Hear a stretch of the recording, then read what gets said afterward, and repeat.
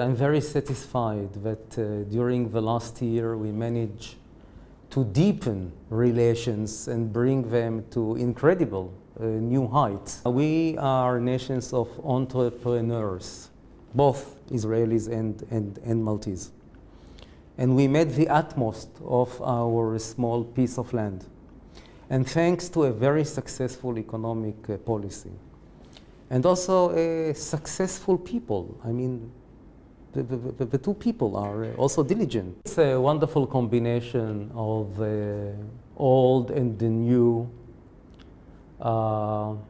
beautiful, historical, unique cities. It's very manageable and very comfortable to be a tourist in Malta. It's the unique Maltese hospitality and warmth, similarity also, lots of similarity with the Israeli people. I wish both our countries not only economic prosperity, but prosperity as a whole. And all the best, you know.